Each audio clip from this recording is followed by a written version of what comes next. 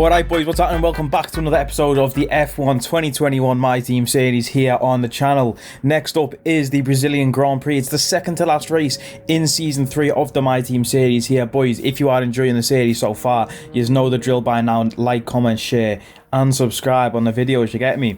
Like I say, second to last race. If you did miss the last race in Mexico, make sure you go back and check out that episode which was out on Monday. Perfect 300 IQ strategy from us, perfect tyre conservation, but as you can see on the screen right now, the MGU-H was made out of tinfoil and blew up mid-race, which is very unfortunate because we went on for a race win, and that's completely jeopardized our chances in the Drivers' Championship. The Drivers' Championship is pretty much gone anyway. In the Constructors' Championship, though, as you can see on the screen, for like a brief second until I just switched it to the Drivers again, you can see we did DNF last time out. Hopefully we can bounce back in Brazil.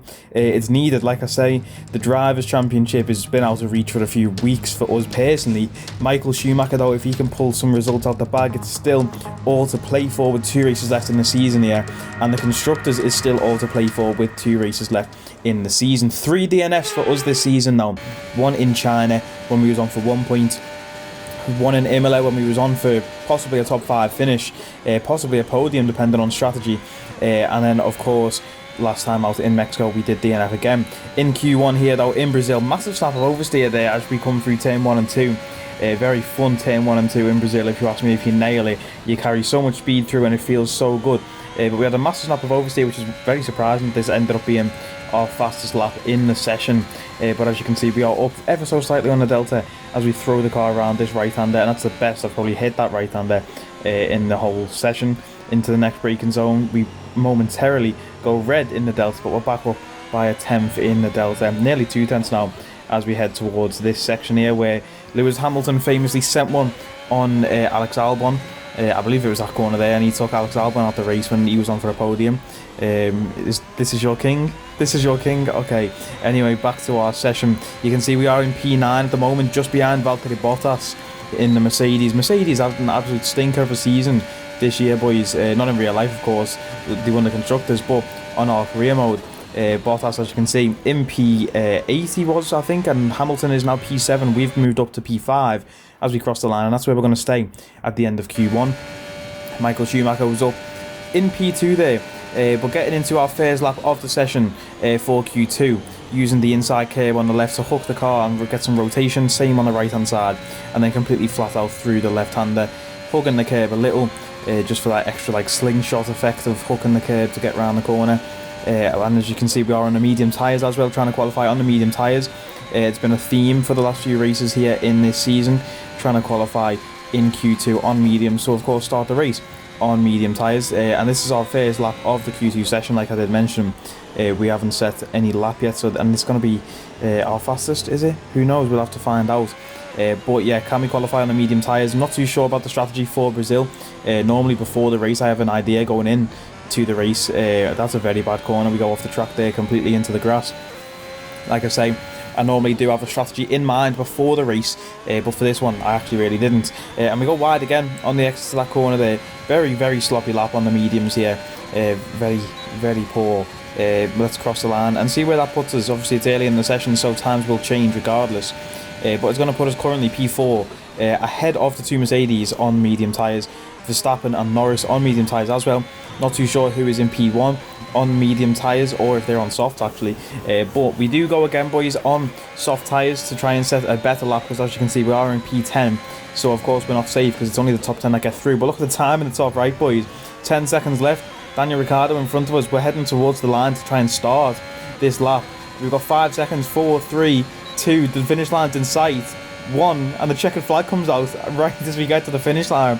So we don't actually get to improve on our lap in Q2, boys. Absolute stinker from me trying to time the best time to get out on track. I looked at the weather and the track temperature increased later on in the session, but as you can see everyone else went back out on soft, apart from Sergio Perez, who's finished in P9 there. And we go out in P12, I think it was, boys, so at least we get a free choice of strategy. Let's get to the race and see what we can do from P12. What promises to be another classic Brazilian Grand Prix. Sebastian Vettel famously clinched his 3rd championship here in 2012, and in 2016 Max Verstappen treated us to one of the finest wet weather drives of all time. We're racing today then at Interlagos, a historic 2.7-mile circuit and one of the few anti-clockwise tracks on the calendar. 15 corners in total, 9 to the left and 6 to the right, with a technical middle section opening up to a flat-out Sector 3. And that gives us our best passing opportunity down into Turn 1. And as always, a man with plenty of racing experience joins me in the commentary box. Today it's Anthony Davidson. Tell me, Ant, you're no stranger to surviving the melee of Turn 1. So how do you keep out of trouble when there's so much going on around you? There are three main things to worry about there, Crofty. Positioning, awareness and discipline. First, you have to put your car in a bit of space and make sure you have room to react to what the others are doing. Then you have to watch your mirrors and listen to the sounds around you to get a sense of where everyone is. And finally, just don't get too greedy. Just because a gap exists doesn't always mean you should go for it. Off the back of a fantastic qualifying session, it's time to see how our starting grid looks for today's race. Sergio Perez will lead us away from pole position, and Valtteri Bottas will line up alongside. As we continue through the rest of the grid today, we have Fernando Alonso, Ocon, Max Verstappen, they've taken a grid penalty, the owner driver, Hamilton, Gasly, Michael Schumacher and George Russell, Norris, Ricciardo, Mick Schumacher and Stroll, Vettel, Leclerc, Nicholas Latifi and Carlos Sainz. They'll be starting further back after an earlier grid penalty. Tictum, Giovinazzi, Mazepin and Yuki Tsunoda. And with preparations almost complete, let's head down to the track. So boys, after qualifying in P12, we actually start the race in P6. A lot of grid penalties there. And as you can see, the strategy we did go for was soft hard. So let's get to the race from P6 on the grid. What can we do? Where can we finish the race? It is light out and away we go here in Brazil. We're going to have to get off to a decent start here. And we can send it down the inside on Valtteri Bottas, the Mercedes of Bottas there. The same way Esteban Ocon has just gone. Esteban Ocon in an Alpine is up in P2. Sergio Perez leading the race. Sloppy from me going over the corner there. Getting a track limit warning already. 2 corners into the lap. But look at that, boys. We fully sent it down the inside of Valtteri Bottas into turn 1. And there goes Fernando Alonso as well behind us doing the same thing. Bottas losing a lot of places from the start here. The 2 Alpines off to a great start. There's a lot of grid penalties gone on. Alpine obviously didn't take any grid penalties. So they've started high up the grid along with Sergio Perez, who stays in pole position. I think he might have got pole in the actual qualifying session, and he has stayed there. But of course we have Esteban Ocon in front of us now. Can we make a pass on this very slow Alpine car? We do need to try and get past Esteban because he will hold us up and allow us to, or will prevent us actually from closing down Sergio Perez. We're going to be wheel to wheel with Esteban Ocon coming down to this straight now. Who's going to have the better straight line speed? Is it going to be us, or is it going to be the Alpine of Esteban? It looks like we're a little bit ahead into the braking zone here. We're going to have to go round the outside. Esteban had the inside line there but backed out completely.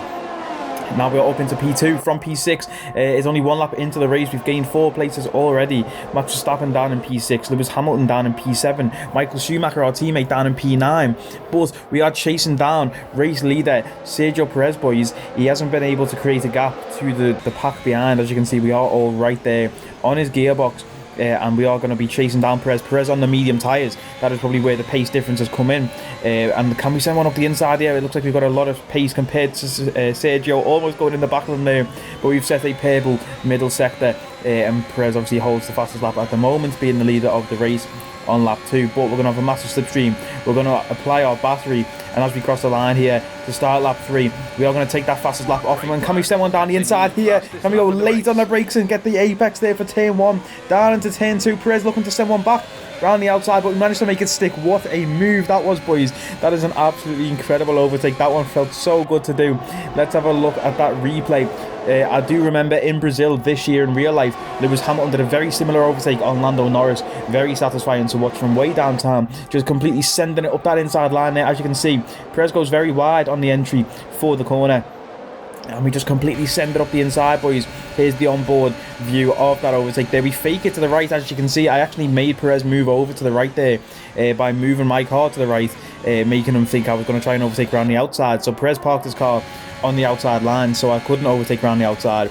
and then I just sent it up the inside. Very nice move from me to set up that overtake there. That one felt so good. It was such a high speed overtake, and obviously if you don't know, I'm using wheel and pedals now rather than controller, so whenever you do a driving move like that on a wheel and pedals, it feels even better than on a controller because it feels like you are actually driving the car yourself. Fantastic overtake, but can we create a gap to Sergio Perez? It means nothing, an overtake, if we can't make anything from it. We're in the lead now. There's no cars in front of us, no dirty air. And I'm just looking at the mini-map in the bottom left, down in Sector 1, there's one of the Haas cars.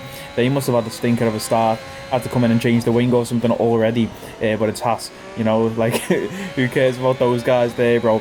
Anyway, like I say, can we create a gap to Perez? By the end of this lap, we've made it about 5 tenths on Perez. I think the gap at the start was 4 tenths, and then obviously now it is 9 tenths.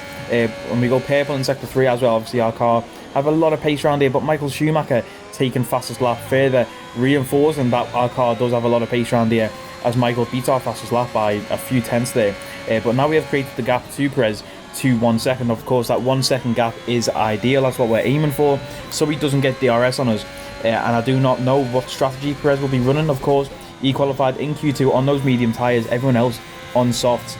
So all the people who got through to Q3 started on softs, and everyone outside the top 10 got, like us, got the free choice of tyre to start on, and we chose the softs because I did want to get off to a good start off the line, and we clearly did that, and we got up into P1 of the race on lap 4, and we have created a gap to Perez, which is 1.6 seconds now. So we go purple through Sector 2 as well, very technical sector in Sector 2. But look at that in P3 and P4, boys. It's Esteban Ocon and Fernando Alonso still. The Mercedes have not been able to make any progress. Max Verstappen has not been able to make any progress. Max Verstappen's not even been able to get past Valtteri Bottas, but there's a fast lap from us, a 17.8.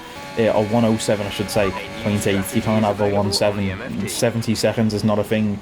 But yeah, we do take the fastest lap of the race there. And Jeff does suggest a new strategy for us, which is, instead of boxing on lap 15 for hard tyres, box on lap 18 for medium tyres. So here's lap 15, the lap we were supposed to box on, and Perez comes into the pits on the same lap as us, which is quite a backward strategy. So he's pit on the same lap that the soft runners have pit. There's Esteban Ocon into the pits now in P3 as well. Let's see where he can come out. And Fernando Alonso, them two, the Great Wall of Alpine, I was calling them. I'll probably call that the title of this video, the Great Wall of Alpine. Did a fantastic job, and as you can see, they're still there now, P3 and P4, doing a fantastic job to hold up any threat from behind. Like I say, Bottas in there, Max Verstappen, though, the main threat in that other Red Bull. Perez is on the soft tyres, those boys, which is absolutely huge. And as we come out of the pit, it's a 2.2 second pit stop. That's great from the team. A very awkward pit lane to get out of, very windy. Here goes Perez through turn 1 and turn 2. He's heading down the hill now. As we come out of the pit lane, boys, can we come out ahead of Sergio Perez? We're going to be just behind him. It's going to be very close though as we come out to the pits on fresh medium tyres. Perez does have some soft tyres on, and look at that, we almost fly into the back of him through that corner there.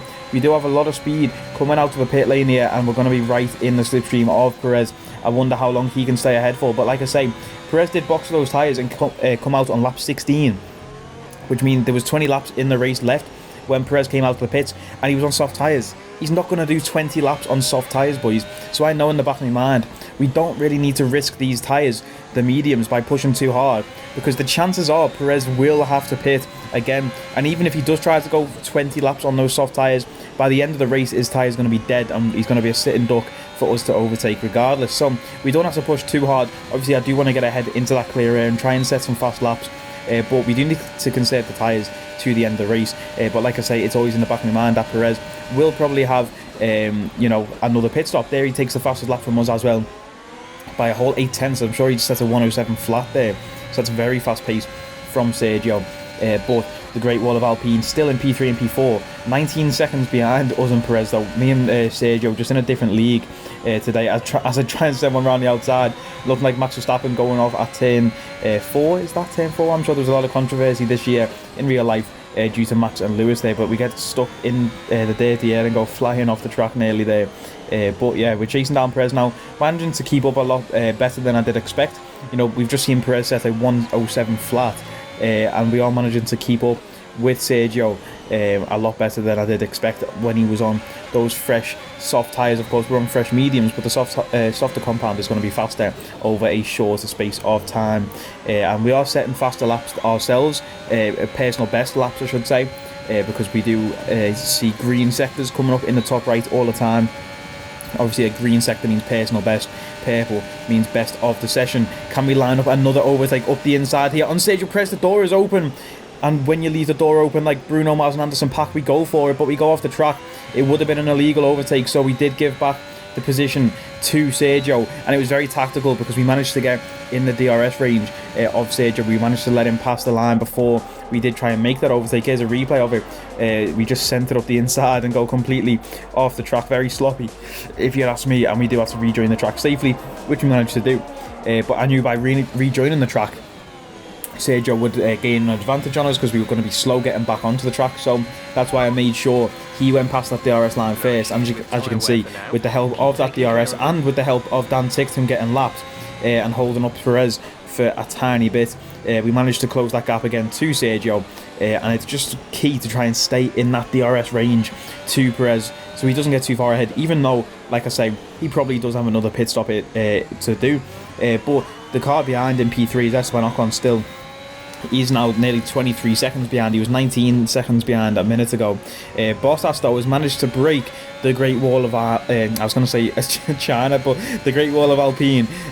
Bottas, he's managed to break it. He's managed to get his foot in the door there, and he's managed to pass Fernando Alonso and make a break in that wall. Can he get past Esteban Ocon before the end of the race? We'll have to find out, but we are chasing down Perez, still in DRS range. We have a straight now with DRS on it.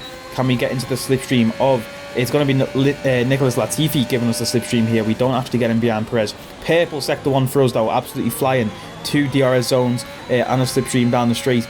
It's absolutely flying speed from us there. And we've closed the gap again, which almost grew to over 1 second. We've closed it again to 3/10 to Sergio Perez. It's only a matter of time, boys, before we can get past this guy. We've got more traffic.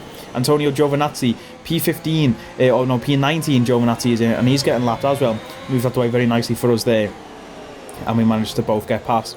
Very slow through that corner for me, though. I hate that corner so much. The traction is so difficult to get right on that corner there. Just one tiny mistake and you can spin your car and ruin your whole race. So we have to be very careful through there. But like I say, slower in sector 2 than I would have liked. But it was still a green personal best sector. Now we're in the slipstream, battery, DRS active across the line.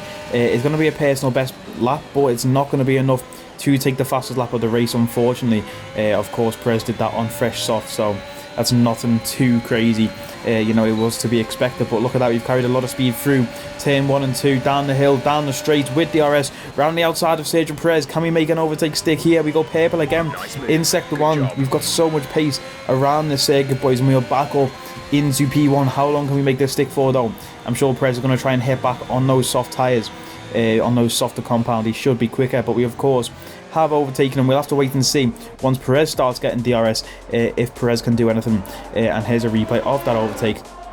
Very easy, very casual. It was just on a straight, but still a good move nonetheless. And here we get the back shot pause camera angle of the overtake there. As we can see, we just leave him in the dust, and then down into turn 1. You can see he did have DRS on us, but we managed to try and break the toe a little. That was the goal, always hugging the inside line and then going back to the outside to take turn 1. There is a yellow flag down in sector 3. It's going to be Dan Ticktum. So Dan Ticktum in the Haas car there, second to last race of the season, and his car has blown up, which is not what you'd like to see for Haas. But you know, let's be honest, it's the car's made out of paper, bro. Do you know what I mean? Like, the car is literally made out of cardboard, bro. It's like the Flintstones car, the Haas car, I swear. Like, Dan Ticktum pedaling with his feet underneath that. There's not even like pedals with tyres or nothing. It's just Dan Ticktum's feet. And down into turn 1, there goes Sergio Perez up the inside. I think there was a bit of contact there between us and the Red Bull. What was Perez thinking? I hope there's no damage to our car. I hope there's no damage to Sergio's car. Yellow flag in sector 1, Sergio. You can see the yellow flag board flashing there. That means no overtaking. And look at that. That is so sloppy from Sergio Perez. Send the one up the inside. No damage to his front wing. Hopefully no damage to the side of our car there.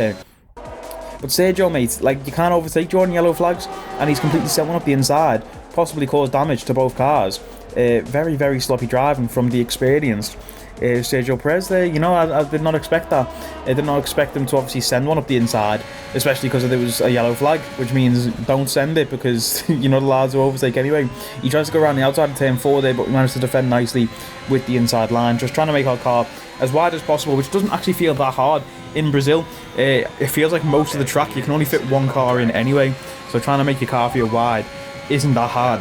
This is where it's hard to make your car feel wide though, down the main straight, especially when the car behind does have DRS. But there goes Sergio Perez into the pits. I did say, boys, he's probably going to have to come into the pits at some point in this race. He came out of the pits on those soft tyres on lap 16, so he's came in on lap 26, he's done 10 laps, and he's came out on fresh soft tyres again. So he will have, I don't know if they're brand new, I don't know if he did any laps in quali or anything with them, but he has come out on fresh soft tyres. Like I said, I don't know if there's brand new, but they are still fresh compared to the medium tyres on our car that I've seen a bit of wear. As you can see, 11% wear on each of the tyres. 10 laps left in this race though. Sergio Perez 17 seconds behind. 3 laps later, Sergio Perez 12 seconds behind, so he's clearly got pace. But what is this, boys? What is this? Traffic paradise. Look at these guys having a little race by themselves at the back of the pack here. It's going to be blue flags. George Russell gets out the way nicely, but look at the state of this, boys. I wonder how much time this is going to cost us. There's another car in front now. There's 4 cars. There was 4, now we've got past 1, and now there's another 4. Sebastian Vettel getting out the way for us nicely. Now we have Lance Stroll. These guys just at the back chilling, having a little party. I don't know who hosted it, I don't know who invited. We almost go into the back of Lance Stroll. Get out the way, Lance. What are you doing, bro? Yeah, that was weird. Just so weird from Lance. Get out the way, bro. Now we have Mick Schumacher in a Williams. These guys having a lot of fun here at the back of the race, but they're all getting lapped. So get out my way before, I don't even know. I was going to say before I crash into you, but why would I ever do that? There goes Mick Schumacher to the inside. He's in P15, he's getting lapped, and the car in front is in P14, and he's going to get lapped as well. I do feel a bit bad for that, because, they seem to be having fun, having their own little race at the back of the pack, and I've sort of ruined that, because they've had to slow down and let me pass at certain points. And Yuki Tsunoda is the man in P14, and he's racing ahead of that little group now, who were having a party, like I say. They must have found out Thatcher died or something, that's why they were having a party in the slipstream of Yuki Tsunoda. Don't get the DRS on Tsunoda, but we're going to have the slipstream, and he's got blue flags anyway, so he's just going to get out the way of us. And there's another overtake. Sergio Perez will have to overtake all of those cars as well though, if he does catch up to us. You can see him on the minimap there at the bottom. A few laps later, he has caught up to that pack. Lap 36, lap 32 of 36, the gap to Perez is 9 seconds. Unfortunately, boys, the Great Wall of Alpine has fallen. Yeah, and there's a massive snap of oversteer. There was a lot of moments like that, in the last few laps. The car did feel like it was just gone from underneath me, and there was a lot of moments like that, and I was just slamming the brakes, and I was going, again, another one, and I would just have to tap the brakes a little to just be like, whoa, calm down, bro, the car starts to get really giddy, bro. It was like with that game Buckaroo. Don't know if anyone's ever played the board game Buckaroo, where you hang things on the donkey and then it kicks off and throws all the stuff off. That's what the car felt like, bro. It was like every time I pressed the throttle, it wanted to kick off at me. But anyway, like I say, the Great Wall of Alpine has fallen. Max Verstappen, or Valtteri Bottas, has beaten Esteban Ocon. He got past Alonso earlier in the race, if you do remember. But now Verstappen has got past both Alpines, and he's got past Valtteri Bottas and Michael Schumacher up in P5. He's got past the Great Wall of Alpine too. Very unfortunate. It was a good race for Alpine. But starting the final lap of the race here, the gap to Perez is 3.9 seconds. Perez has shown some great pace on those soft tyres. I think he set another fastest lap of the race with a new time. He's shown some great pace since he came out of those pits. He made up a 27-second gap or something, down to 3.6 seconds currently. But there's 1 lap left in the race here. Like I say, all we have to do is take the car across the line in one piece, and we have a race win, boys. But with this tinfoil engine in the car that Ferrari are supplying with us this season, no promises. Let's just try and focus and get it across the line. We go wide on that corner there. Not what we like to see. Very sloppy moment. That's allowed Perez to catch by almost a second. 2.5 seconds now, the gap to Perez behind, and he's going to start creeping into our rear view mirror, which is a very, very unfortunate sight. We have to trail brake a little there because we do miss the apex completely. These tyres were gone. I felt like I had no grip, and that is why the car was sliding around so much. Very volatile, Blades of Glory-esque slides across the track here. The gap to Perez, 1.2 seconds. We head towards the DRS zone. Luckily, he is just outside that 1 second gap, boys. And there is the checkered flag, boys. We're going to cross the line in P1 in Brazil.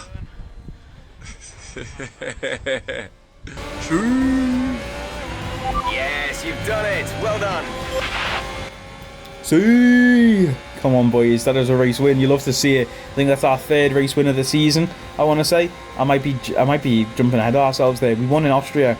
We won in Brazil. I don't know if we won again, but look at that, boys. Max Verstappen, he finishes P3 in the race here in Brazil, and just like in season 2 of the My Team series, Max Verstappen wins the Drivers' Championship in Brazil. Michael Schumacher, he had a good run, but I don't know what happened to Michael, bro. Towards the back end of the season, he just didn't get any points really. I don't know what it was, bro. I don't know what happened. I thought for sure we've had the best car on the grid, on the vehicle comparison chart. We've had the best car on the grid all season, and we have arguably the greatest driver of all time, Michael Schumacher, in that second seat in the team, and he couldn't bring home a championship. Who can we get in that second seat, boys, to help us win a Drivers' Championship with the team, whether it's us or our teammates or the constructors? Constructors is the main one because that's where the money's at as well. So being our own independent team, we want the money. What am I meant to do, boys? Who do we get in the second seat for season 4? I really don't know. We're going to obviously change the engine supplier. Ferrari is dead to me. Yeah, I don't want to hear from Ferrari. Valtteri Bottas is retiring. Do we go for Lewis Hamilton? Do we go for the real GOAT, Lewis Hamilton, and take Mercedes' other driver? That was going to be crazy. If we took Lewis Hamilton, who would Mercedes get as their 2 drivers for season 4? I've got a sneaky feeling they're going to go for Charles Leclerc. It's another title in the bag for Red Bull. After a long and hard-fought season, they built an astonishing car this year, and the glory they'll be taking back to Milton Keynes is fully deserved. There was also a strong show. You've just heard there, boys, from Jeff. It's a constructors title win as well for Red Bull. Just as we were talking about the constructors, Red Bull have won it. You can see Verstappen finishes 35 points ahead of Schumacher there with 1 race left in the season, and there is the gap to Red Bull. It's 51 points. So even if me and Michael got a 1 and 2 with a fastest lap, we wouldn't make up 51 points on Red Bull. So annoying. We could have won that constructors easy if we didn't DNF in those 3 races this season. We would have won last time out in Mexico. It's so annoying, bro. Just things out of our hands. I forgot as well, there's regulations, boys. We've just got a new engine upgrade from Ferrari, a new package supplier upgrade, but fuck Ferrari, we're getting rid of them.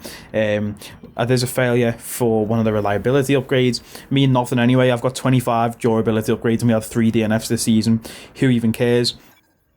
We do have to adapt a part though. Like I say, there is regulations for the next season, so the order of vehicle comparison chart, whatever you want to call it, the vehicle performance chart is going to be all over the place for season 4. So I'm excited to see season 4, boys. But first up, we do have the Jeddah Grand Prix, of course. I've never raced around Jeddah as well. I've done a video on the channel which got a lot of views doing a track guide, but I've never actually done a race. So this is going to be my first time racing around Jeddah to end season 3. And boys, you might be thinking, oh, what's the point in watching the race? The constructors is lost, the drivers is lost. We're still battling for P3 in the Drivers' Championship. It's still all to play for. I think the gap to Perez is 10 points, so it's going to be a tough one. But can we beat Valtteri? Valtteri's up there as well. Can we beat Valtteri? Can we beat Perez? Find out in the final episode, where we will talk more about the future of season 4 and potential teammates. But yeah, catch that next week. Hopefully, I've got a lot of stuff going on in real life, so hopefully I can still get the Jeddah episode out and the pre-season episode for season 4.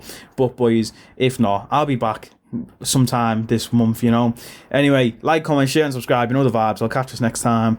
Take it easy.